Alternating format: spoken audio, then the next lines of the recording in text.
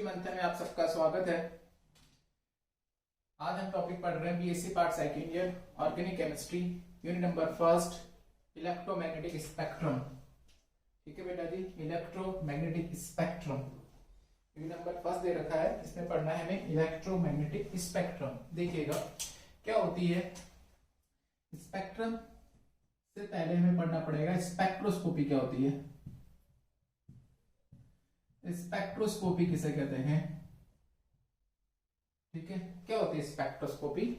Spectroscopy is a branch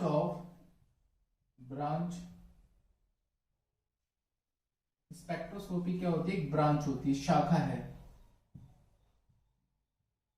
branch of instrumental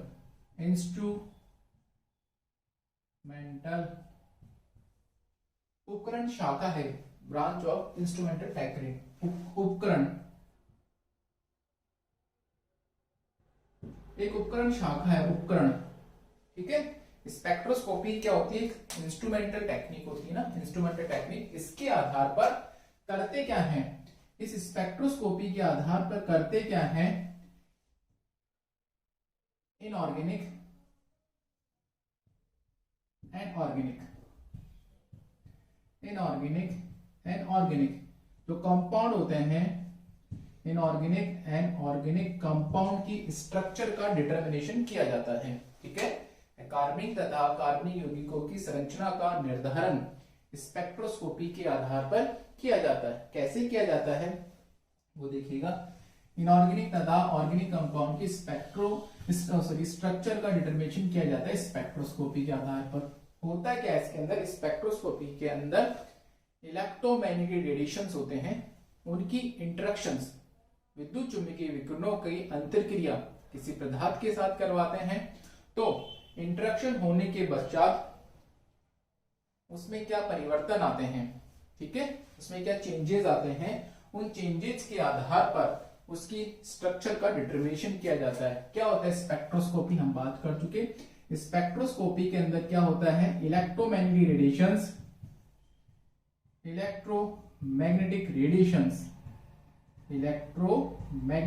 radiations and कोई substance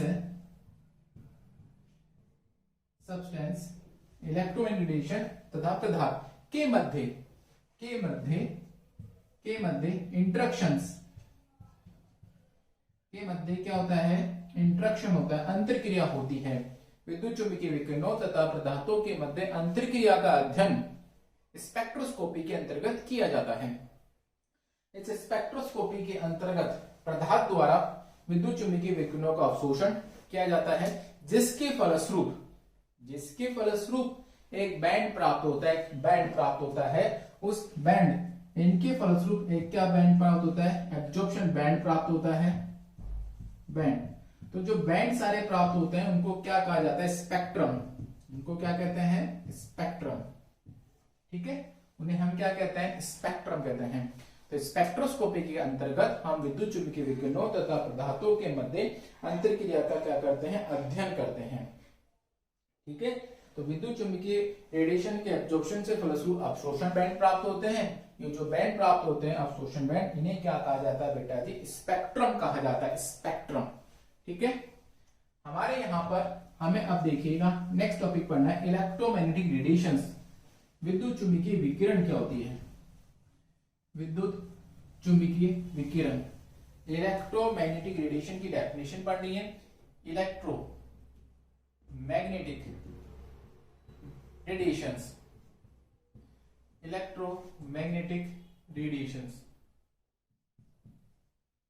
क्या होती है? इलेक्ट्रोमैग्नेटिक रेडिएशंस वो देखिएगा। इलेक्ट्रोमैग्नेटिक रेडिएशंस, जो लाइट होती है, लाइट प्रकाश, वो एक विद्युत चुंबकीय फिनोमिना है। लाइट एक विद्युत चुंबकीय क्या होती है? घटना होती है। प्रकाश जो होता है वो क्या होता है? विद्युत चुंबकीय घटना होती है। ठीक है, अर्थात जो लाइट ट्रेवल्स होती है, लाइट वह दो घटकों के सम्मिलित रूप से बनी होती है। कौन कौन से दो कंपोनेंट्स होते हैं? जैसे इसमें लिखा हुआ है there are two components. First is electrical component एक तो कौन सा घटक होता है, विद्युत घटक। एक कौन सा घटक होता है बेटा जी, मैग्नेटिक घटक, मैग्नेटिक कंपोनेंट। एक कौन सा घटक होता है, मैग्नेटिक कंपाउंड। क्या होता है, विद्युत चुंबकीय विकिरण। जो प्रकाश होता है, प्रकाश, लाइट, इसको हमने इस तरह से माना है, देखिएगा, ये हमने माना है एक्स घटक, एक्स कंपोनेंट, ये हमने माना है वाई कंपोनेंट, और ये हमने क्या माना बेटा जी, Z component. This is the light. ये लाइट ट्रेवल कर रही है, ये प्रकाश गति कर रहा है, ये प्रकाश की डायरेक्शन है। Directions of propagate, directions of electromagnetic radiations, directions of electromagnetic radiations, ठीक है, डायरेक्शंस ऑफ इलेक्ट्रोमैग्नेटिक रेडिएशंस। अब ये लाइट जो हो रही है, रेडिएशन जा रही है, वो ऐसे क्षेत्र से जा रही है, ठीक है, कहां से जा रही है ये, इसमें दो कंपोनेंट्स हैं, देखिएगा दो कंपोनेंट कौन कौन से हैं वो देखिएगा। There are two components, first is, ठीक है, एक घटक हमने ऐसा बनाया है, दूसरा देखिएगा,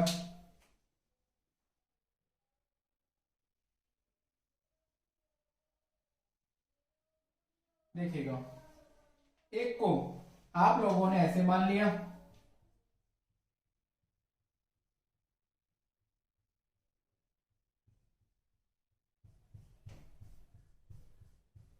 this is electrical,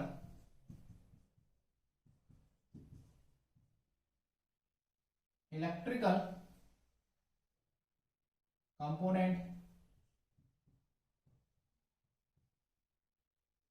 this is magnetic component।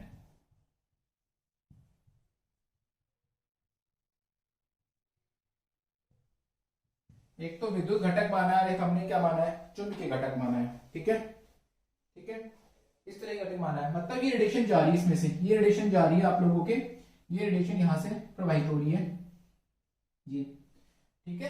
एक रेडिएशन को हमने ऐसे माना है, दैट इज एक्स डायरेक्शन में, इस दिशा में हमने, यहां पर हमने क्या माना है, इलेक्ट्रिकल, इसकी तरफ हमने क्या माना है, इलेक्ट्रिकल, और हमने इस साइड में क्या माना है, मैग्नेटिक। आप सुनिएगा, एक रेडिएशन है, रेडिएशन एक प्रकाश है, वो प्रकाश ऐसे क्षेत्र से गुजर रहा है, प्रकाश लाइट ऐसे क्षेत्र से गुजर रही है जहां पर दो घटक है। कौन कौन से घटक है बेटा जी, एक तो विद्युत घटक है, एक चुंबकीय घटक है। ये विद्युत घटक और चुंबकीय घटक दोनों एक दूसरे के कैसे होते हैं, परपेंडिकुलर होते हैं। विद्युत घटक और चुंबकीय घटक दोनों एक दूसरे के लंबवत हैं। कैसे मतलब है, जैसे ये विद्युत घटक माना आप लोगों ने, ये विद्युत घटक माना, तो चुंबकीय घटक ऐसा होगा, ऐसा, ठीक है। ये विद्युत घटक माना आप लोगों ने, तो चुंबकीय घटक ऐसा होगा, ऐसे होगा, ठीक है। इलेक्ट्रिकल कंपोनेंट आपने ऐसे माना, तो विद्युत घटक ऐसे होगा। अब इस एरिया में से कौन प्रवाहित हो रही है, इस एरिया में से, इसको आपने ऐसे माना या ऐसे माना, इन दोनों के बीच से एक रेडिएशन जा रही है, एक लाइट जा रही है, उस लाइट को क्या कहते हैं, इलेक्ट्रोमैग्नेटिक रेडिएशन। अर्थात यदि, परिभाषा सुनिएगा, यदि प्रकाश, लाइट ऐसे क्षेत्र से गुजरे जहां पर इलेक्ट्रिकल कंपोनेंट और magnetic component both are perpendicular to each other, दोनों एक दूसरे के लंबवत हो, तथा गुजरने वाली विकिरण भी इन क्षेत्रों के क्या हो, लंबवत हो। ये रेडिएशन जा रही है, ये रेडिएशन भी इसके परपेंडिकुलर हो, इसके भी परपेंडिकुलर हो, और ये भी एक दूसरे के क्या हो, परपेंडिकुलर हो। जैसे ये रेडिएशन जा रही है, ये रेडिएशन कौन से क्षेत्र से जा रही है, जहां पर इलेक्ट्रिकल कंपोनेंट भी, मैग्नेटिक कंपोनेंट भी है। इलेक्ट्रिकल कंपोनेंट और magnetic component both are perpendicular to each other, तथा गुजरने वाली विकिरण भी प्रत्येक घटक की क्या है, लंबवत है। तो उस रेडिएशन को क्या बोलते हैं, विद्युत चुंबकीय विकिरण। समझ में आया, मतलब आपने लाइट को, आपने प्रकाश को, ये प्रकाश की रेडिएशन जा रही है, इसको ऐसे क्षेत्र से गुजारा जहां पर दो घटक है, electrical component and magnetic component. ये दोनों कंपोनेंट एक दूसरे के क्या है, लंबवत है, तथा गुजरने वाली विकिरण भी इन घटकों के क्या है, लंबवत है। तो ऐसी विकिरणों को कहा जाता है विद्युत चुंबकीय विकिरण। क्या कहा जाता है, विद्युत चुंबकीय विकिरण कहा जाता है, इलेक्ट्रोमैग्नेटिक रेडिएशन। विद्युत चुंबकीय विकिरण जो होती है, हमेशा प्रकाश के वेग प्रकाश का वेग कितना होता है 3 इंटू 10⁸ मीटर पर सेकेंड, 3 इंटू 10⁸ मीटर पर सेकेंड से गति करती है, प्रकाश की वेग से गति करती है ये। इनकी जो वेलोसिटी होती है, वेलोसिटी वो किसके बराबर होती है 3 इंटू 10⁸ मीटर पर सेकेंड। जो लाइट की वेलोसिटी होती है वही वेलोसिटी इनकी होती है 3 इंटू 10⁸ मीटर पर सेकेंड से क्या करती है, ट्रेवल्स करती है। ठीक है, अब देखिएगा होती क्या है इलेक्ट्रोमैग्नेटिक रेडिएशंस, कौन कौन सी होती है वो देखिएगा।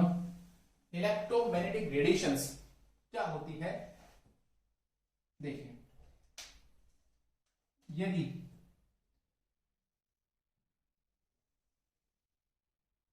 सबसे पहले आती है cosmic race, cosmic race, cosmic race, फिर उसके बाद आती है गामा रेस, फिर आती है X rays, X rays, cosmic rays, gamma rays, X rays, फिर आती है आपकी ultraviolet UV, then visible, then infrared IR, then microwaves, then radio waves.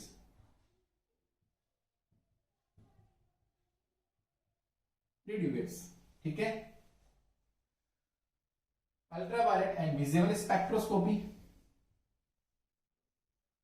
Ultraviolet and visible, ठीक है।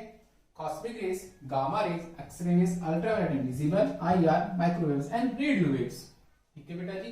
These are the electromagnetic radiations. इनको अरेंज कैसे किया गया है, अरेंज ये इस साइड से इस साइड जाने पर, इस साइड पे जाने पर increasing order of wavelength, wavelength के इंक्रीजिंग ऑर्डर में अरेंज किया गया है, इंक्रीजिंग ऑर्डर में अरेंज किया है, इंक्रीजिंग ऑर्डर में अरेंज किया है, ठीक है। सबसे ज्यादा वेवलेंथ किसकी होगी, रेडियो वेव्स की। सबसे कम वेवलेंथ किसकी होगी, कॉस्मिक रेज की। दैट इज विभिन्न विद्युत चुंबकीय विकिरणों को यदि उनके बढ़ते हुए तरंग क्रम में व्यवस्थित किया जाए तो व्यवस्थित करने पर एक स्पेक्ट्रम प्राप्त होता है, उसे कहा जाता है इलेक्ट्रोमैग्नेटिक स्पेक्ट्रम। क्या कहते हैं, इलेक्ट्रोमैग्नेटिक स्पेक्ट्रम। देखिएगा वेवलेंथ अगर बढ़ेगी तो energy, frequency, wave number, energy, frequency and wave number, तरंग संख्या, ये सब चीजें क्या होगी बेटा जी, डिक्रीज होगी। ये सब चीजें क्या हो जाएगी, डिक्रीज हो जाएगी, ठीक है। एनर्जी, फ्रीक्वेंसी, वेव नंबर, ये सब चीजें डिक्रीज हो जाती है। क्यों, आपको पता है E इज इक्वल टू क्या होता है, एच न्यू, और E इज इक्वल टू क्या होता है, C अपॉन लैम्डा, और 1 अपॉन लैम्डा क्या होता है, एच सी न्यू बार, यही होता है। तो एनर्जी जो होती है प्रोपोर्शनल किसकी होगी, न्यू के, न्यू बार के, एंड इनवर्सली प्रोपोर्शनल किसकी होगी, 1 अपॉन लैम्डा की, ठीक है। तो इंक्रीजिंग ऑर्डर ऑफ वेवलेंथ के क्रम में अरेंज किया गया है। आप लोगों को पता है विजिबल रीजन में क्या होता है, विजिबल, देखिएगा विजिबल रीजन में क्या होता है, दिस इज विजिबल, इसमें कौन कौन से होते हैं, VIBGYOR, VIVGOR, VIBGYOR, violet, indigo, blue, green, yellow, orange and red, ये 7 रंग होते हैं, ठीक है, ये विजिबल। अब आपको पढ़ना क्या है, देखिएगा हमारे सिलेबस में क्या है, सेकेंड ईयर के सिलेबस में ये दोनों दे रखे हैं, बीएससी सेकेंड ईयर के सिलेबस में ये दोनों पढ़ने हैं आपको। This is in BSc second year syllabus, ultraviolet, visible spectroscopy and IR spectroscopy, ठीक है। इनके रूप में हमें क्या करना है, अध्ययन करना है। आप सुनिएगा, इन सबको जैसे cosmic rays, gamma rays, X rays, इनकी जो लेंथ होती है इसको किसके रूप में रिप्रेजेंट किया जाता है, cosmic rays, gamma rays, X rays को लैम्डा के रूप में रिप्रेजेंट किया जाता है, वेवलेंथ के रूप में। इनकी जो रेंज होती है वेवलेंथ, और यूनिट क्या होती है, एंगस्ट्रॉम, किसके रूप में रिप्रेजेंट करते हैं, एंगस्ट्रॉम, ठीक है। अल्ट्रावायलेट एंड विजिबल स्पेक्ट्रोस्कोपी को सामान्यतः किस में रिप्रेजेंट करते हैं, नैनोमीटर, ठीक है। IR, को किस में रिप्रेजेंट करते हैं, सेंटीमीटर इनवर्स में रिप्रेजेंट करते हैं, सेंटीमीटर इनवर्स फ्रीक्वेंसी के रूप में, ठीक है।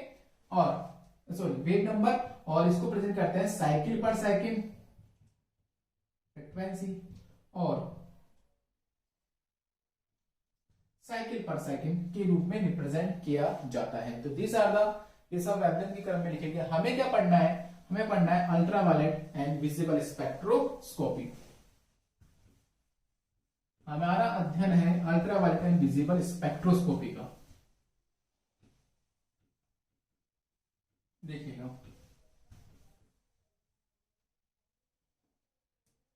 हमारा अध्ययन है अल्ट्रा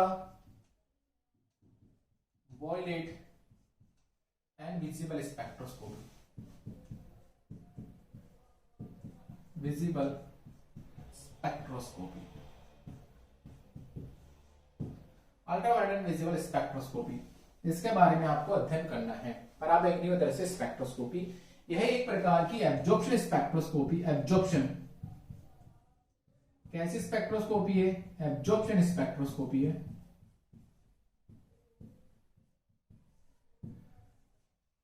कैसी स्पेक्ट्रोस्कोपी है, एब्जॉर्प्शन स्पेक्ट्रोस्कोपी है, एब्जॉर्प्शन स्पेक्ट्रोस्कोपी है। इसके द्वारा इलेक्ट्रोमैग्नेटिक रेडिएशन को क्या किया जाता है, एब्जॉर्ब किया जाता है। किसी पदार्थ पर विद्युत चुंबकीय विकिरण डाली जाती है और विद्युत चुंबकीय विकिरणों को क्या किया जाता है, अवशोषित किया जाता है, उससे एक बैंड प्राप्त होता है, उसे क्या कहेंगे, स्पेक्ट्रम, ठीक है। इसके द्वारा क्या चीज पता लगाया जाता है, किसमें होता है, अनसैचुरेशन, असंतृप्तता, अनसैचुरेशन, कॉन्जुगेशन, संयुग्मन, संयुग्मन, कॉन्जुगेशन, अनसैचुरेशन, असंतृप्तता, डबल बॉन्ड, ट्रिपल बॉन्ड, और कॉन्जुगेशन होना चाहिए बॉन्ड्स का, ठीक है, उनमें पाई जाती है। अब हमारे को इसके अंदर सबसे पहले आपको इसकी रेंज पता होनी चाहिए, कहां से लेकर कहां तक चलती है ये। तो देखिएगा, इसकी जो रेंज होती है वो एक तो होती है अल्ट्रावायलेट पराबैंगनी और दूसरी मानी जाएगी विजिबल, ठीक है। 200 नैनोमीटर से लेकर 400 nanometre of wavelength, of wavelength 200 nanometre से लेकर 400 नैनोमीटर का तरंग दैर्ध्य का एक क्षेत्र होता है, ठीक है। वो तो कौन सा रीजन होता है, अल्ट्रावायलेट का। और 400 से 800 नैनोमीटर का जो रेंज होगा, 400 से लेकर 800 नैनोमीटर ऑफ वेवलेंथ, ये कौन सा रीजन होगा, विजिबल का, दृश्य का, ठीक है। तो हमारे को अब क्या पढ़ना है, अल्ट्रावायलेट स्पेक्ट्रोस्कोपी। ये कैसी स्पेक्ट्रोस्कोपी होती है, अवशोषण स्पेक्ट्रोस्कोपी होती है, एब्जॉर्प्शन स्पेक्ट्रोस्कोपी। तो एब्जॉर्प्शन स्पेक्ट्रोस्कोपी पढ़ने के लिए इसमें कुछ नियम पढ़ना पड़ेगा। वो नियम देखिएगा, वो नियम है एब्जॉर्प्शन लॉ। कौन सा नियम है, एब्जॉर्प्शन लॉ, अवशोषण नियम। देखिएगा, एब्जॉर्प्शन लॉ, एब्जॉर्प्शन लॉ, अवशोषण नियम, अवशोषण नियम। अवशोषण नियम किसे कहते हैं, तो ये दो तरीके के दे रखे हैं आपके सिलेबस में। एक तो Lambert's law, Lambert, this is first is Lambert's law, Lambert's law. ये क्या होता है, देखिएगा,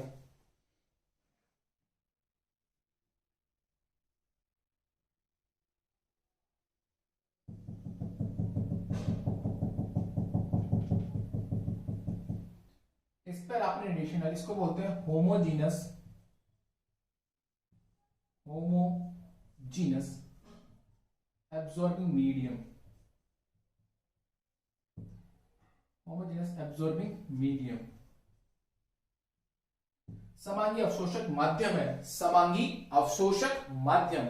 इस माध्यम पर आपने रेडिएशन डाली, रेडिएशन डाली, जो डालते हैं उसको क्या बोलते हैं, इंसिडेंट रेडिएशन। इसको क्या बोलते हैं बेटा जी, इंसिडेंट रेडिएशंस, इंसिडेंट रेडिएशंस, ठीक है। और कुछ रेडिएशन यहां से वापस निकल गई, इसको क्या बोलेंगे अपन, ट्रांसमिटेड रेडिएशंस, ट्रांसमिटेड रेडिएशन, इसको बोलते हैं पारगमित विकिरण। पारगमित विकिरण। जो इंसिडेंट रेडिएशन होती है, these are the monochromatic radiations. कैसी होती है? मोनोक्रोमेटिक रेडिएशंस होती है। मोनोक्रोमेटिक रेडिएशंस कैसी रेडिएशंस होती है? ये मोनोक्रोमेटिक रेडिएशंस। माना इनिशियल में इसकी इंटेंसिटी कितनी है? आई नॉट। जो यहां से निकल रही है उसकी हमने क्या माना? I T. ठीक है। कुछ रेडिएशन जो होती है यहीं से रिफ्लेक्ट हो जाती है।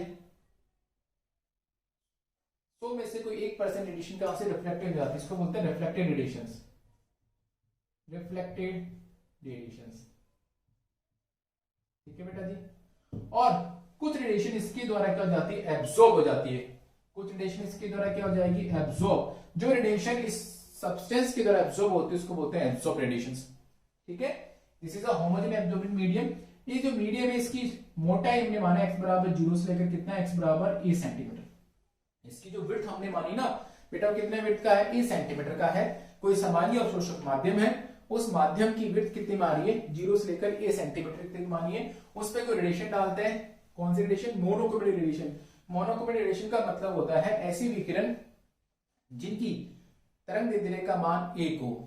दैट इज सेम वेवलेंथ वाली रेडिएशन होनी चाहिए। ऐसे नहीं कि जो भी रेडिएशन डालो उनकी वेवलेंथ सबकी डिफरेंट डिफरेंट हो। जो भी रेडिएशन डालो सभी रेडिएशन की वेवलेंथ की वैल्यू एक ही होनी चाहिए, समान वैल्यू होनी चाहिए। उसे कहा जाता है एक वर्णी विकिरण। इस सब्सटेंस पे डाला उसको बोलते हैं होमोजेनियस एब्जॉर्बिंग मीडियम। तो कुछ रेडिएशन बाहर से रिफ्लेक्ट हो जाती है, इसकी इंटेंसिटी मानी I naught. This is transmitted radiations, जो बाहर चली गई। ठीक है। तो होगा क्या? किसी सबस्टेंस पे रेडिएशन डालोगे, आप रेडिएशन डालोगे तो इससे रेडिएशन बाहर निकलेगी। जो रेडिएशन निकलेगी उसकी इंटेंसिटी क्या हो जाएगी? कम। कम क्यों हो जाएगी? क्योंकि यह सब्सटेंस रेडिएशन को क्या कर लेगा? एब्सॉर्ब कर लेगा। ठीक है। तो रेडिएशन डिपेंड किस पे करेगी? इस सब्सटेंस की मोटाई पर। जितना ज्यादा मोटा पदार्थ होगा उतना ही बाहर से निकल रेडिएशन की तीव्रता क्या हो जाएगी? कम। ठीक है। तो देखिएगा, जब किसी समांगी अवशोषक माध्यम, समांगी अवशोषक माध्यम, जब किसी समांगी अवशोषक माध्यम, जबकि समांगी अवशोषक माध्यम होमोजेनियस एब्जॉर्बिंग मीडियम पर एक वर्णी विकिरण, एक वर्णी विकिरण, मोनोक्रोमेटिक रेडिएशन, एक वर्णी विकिरण आपतित की जाती है, आपतित की जाती है तो आपतित की जाती, डाल दिया आपने तो उसके बाद क्या होगा? आपतित की जाती है तो समांगी अवशोषक, समांगी अवशोषक पदार्थ की मोटाई माना, पद का मोटाई dx माना, dx समांगी अवशोषक पदार्थ की मोटाई के साथ विकिरणों की तीव्रता, विकिरणों की तीव्रता की दर में हुई कमी,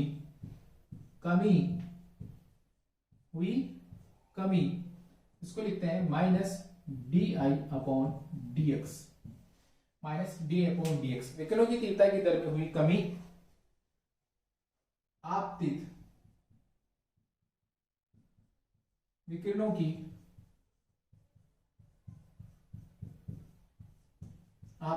की तीव्रता के समानुपाती होती है। क्या होती है बेटा जी? समानुपाती होती है। माना कैसे होती है देखिएगा, माइनस आपतित विकिरणों की तीव्रता की क्या होती है? समानुपाती होती है। तो देखिएगा, आपतित विकिरणों की तीव्रता की क्या होती है? समानुपाती होती है। ठीक है। -di/dx upon dx is proportional to I। ठीक है, उस माध्यम की मोटाई के साथ विकिरणों की तीव्रता की दर में हुई कमी, माइनस कमी का माइनस किसको बताता है, कमी को, आपके विकिरण की तीव्रता के समानुपाती होता है, माइनस डे अपॉन dx। इसको हटाएंगे तो क्या आएगा, k I। k को क्या बोलते हैं, अवशोषण गुणांक, एब्जॉर्प्शन कोएफिशिएंट। क्या बोलते हैं बेटा जी, एब्जॉर्प्शन कोएफिशिएंट, एब्जॉर्प्शन कोएफिशिएंट। इसको क्या बोला जाता है, अवशोषण गुणांक कहा जाता है। ठीक है, फिर हमने इसको रीअरेंज किया, minus D I upon I is equal to minus, हमने माइनस साइन इधर लगा दिया, के डॉट डीएक्स। ठीक है, माइनस का साइन उधर लगा दिया, इसको दिक्कत। अब हम करेंगे इसका समाकलन, इंटीग्रेशन करने पर, इंटीग्रेशन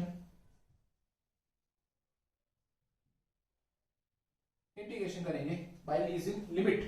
देखो इंटीग्रेशन करेंगे तो कैसे करेंगे, integration D I upon I minus के को बाहर निकाल लिया dx। ठीक है बेटा जी, हमने लिमिट मान ली। लिमिट क्या मानी, इनिशियल में इंटेंसिटी कितनी थी, आई नोट, बाद में कितनी है आई टी, और x इज इक्वल टू क्या माना है, जीरो से क्या माना हमने, x is equal to A. ठीक है, a, x is equal to zero से हमने क्या माना, x is equal to a माना है। तो इसका सॉल्यूशन क्या होगा वो देखिएगा, ln I T upon I naught is equal to minus K dot. ठीक है, x is equal to zero से हमने a माना। ठीक है था, अब हम इसको कैसे लिख सकते हैं, और देखिएगा क्या इसको ऐसे लिखा जा सकता है, ln I naught upon I T minus K dot ए। ठीक है बेटा जी, इसको हम कैसे लिख सकते हैं, इस तरीके से लिखा जा सकता है। माइनस का साइन चेंज हो गया ना, ठीक है, इसको ऐसे लिख सकते हैं, बोथ आर सेम, और ऐसे भी लिखा जा सकता है। ठीक है, कोई दिक्कत किसी को, और देखिएगा, और इसको अगर लिखना हो तो हम कैसे लिखेंगे, आई टी बराबर आई नॉट ई की पावर माइनस का ई डॉट ई। ठीक है, आई टी बराबर क्या होगा, आई नॉट, एल हटाने पर, जब भी एल हटाते हैं तो सामने वाली जो टर्म होती है बेटा वो ई की पावर में चली जाती है। ठीक है, तो आपने एल हटाया, यहाँ पर ई के पावर में आ गया, नीचे का लिखा हुआ आई नॉट, तो किससे मल्टीप्लाई हो जाएगा, आई टी बराबर क्या होगा, I naught E minus K dot A. This is known as A Lambert's law. हम क्या कहते हैं, लैम्बर्ट्स लॉ कहते हैं, इसे भी लैम्बर्ट्स लॉ कहते हैं, यह लैम्बर्ट नियम कहलाता है। अब देखिएगा दूसरा नियम क्या कहलाता है, दूसरा नियम बियर लैम्बर्ट्स लॉ। दूसरा नियम हमारे पास कौन सा है, बियर लैम्बर्ट लॉ। तो देखिएगा ये क्या होता है, बियर लैम्बर्ट लॉ।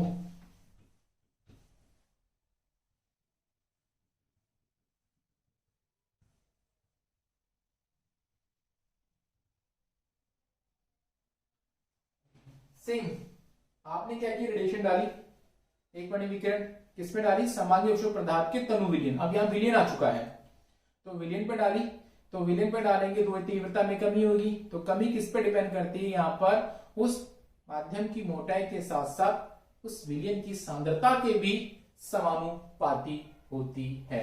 ठीक है, समानुपाती होती है, तो नियम क्या होगा, minus D I upon dx is proportional to I as well as concentration।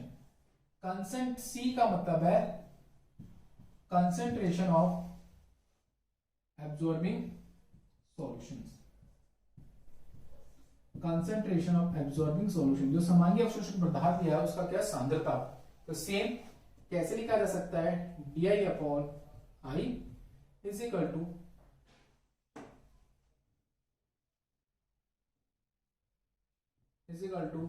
के dash I dot C. K dash को क्या कहते हैं, इसको बोलते हैं मोलर एब्जॉर्प्शन कोएफिशिएंट।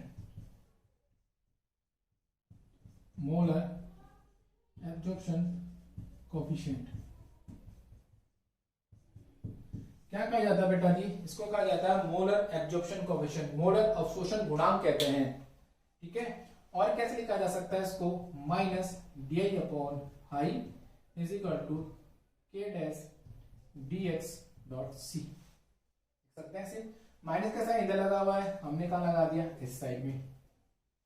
ठीक है, अब इसका कर दो इंटीग्रेशन, क्या करना है इसका, करना है हमें क्या करना है, समाकलन, इंटीग्रेशन कीजिएगा इसका, इंटीग्रेशन। तो इसका इंटीग्रेशन करेंगे तो कैसे आएगा, इंटीग्रेशन कीजिएगा,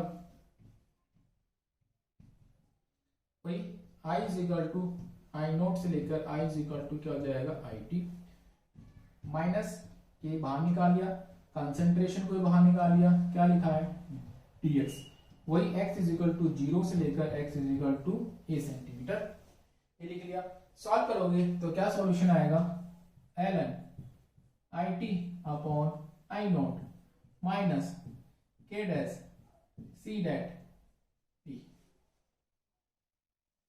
ठीक है बेटा जी, यही आएगा।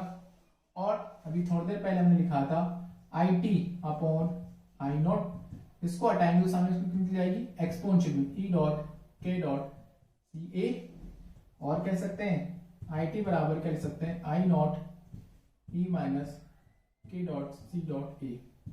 This is also known as Beer Lambert law, this is also known as Beer Lambert law. और देखिएगा इसको और कैसे लिखा जा सकता है,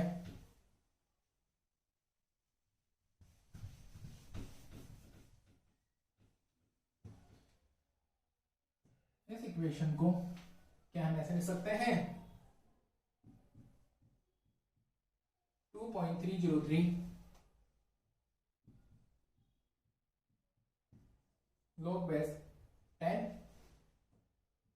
I T upon I naught is equal to minus K dash C dot A, ऐसे लिखा जा सकता है। ठीक है, हमने क्या किया, log बेस 10 आप ही देखिए लिखा हुआ है I T upon I note, इसका बाद हमने कहा लगा दिया इधर सी डॉट ए। ठीक है, और log base 10 is equal to I T upon I naught is equal to, इस पूरे की जगह हमने क्या यूज किया है, इसकी जगह हमने यूज किया है epsilon dot C dot A, minus sign अपनी जगह लगा हुआ है, इसकी जगह हमने क्या लिखा है, एप्सिलॉन एप्सिलॉन के डैश अपॉन 2.303। ठीक है, इसको क्या बोलते हैं, एप्सिलॉन को मोलर एक्सटेंशन कोफिशिएंट, मोलर विलोप गुणांक, इसको कहा जाता है मोलर विलोप गुणांक। ठीक है, मोलर विलोप गुणांक कहा जाता है, या molar अवशोषकता, molar अवशोषकता।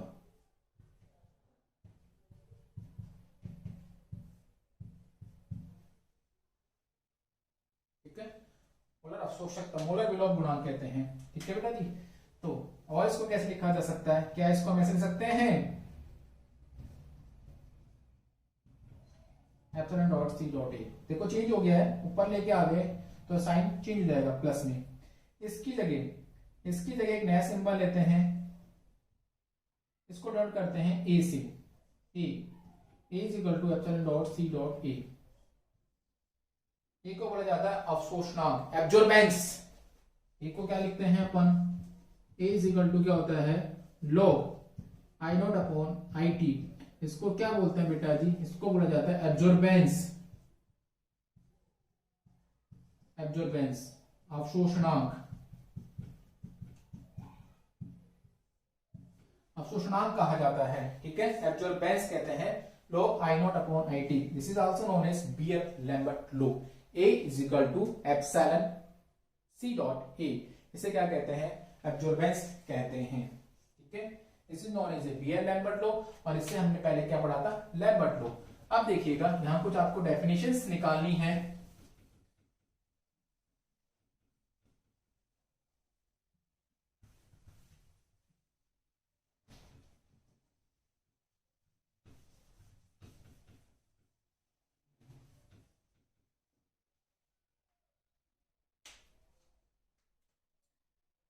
Molar extension coefficient, molar extension coefficient that is epsilon. इसकी डेफिनेशन निकालनी है तो कैसे निकालेंगे? आप लोगों ने देखा है A इक्वल टू क्या होता है एप्सिलॉन डॉट सी डॉट E, ठीक है बेटा।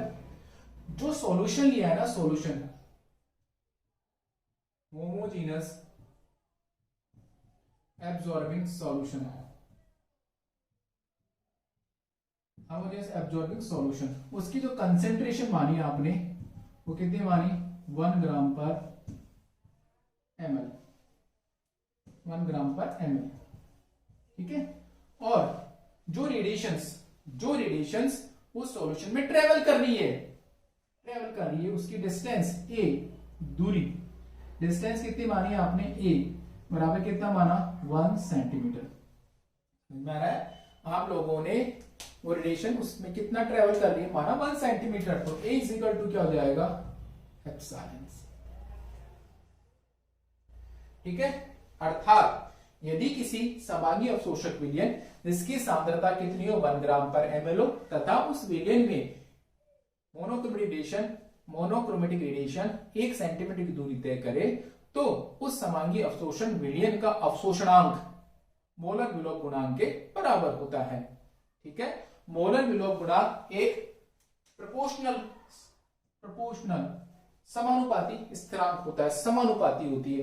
जो हमने किसके लिए यूज किया था?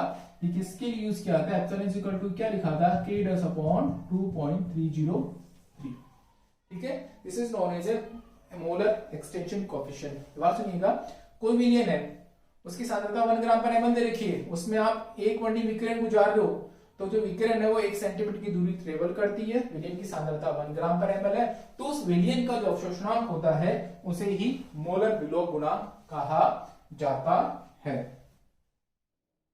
Thank you.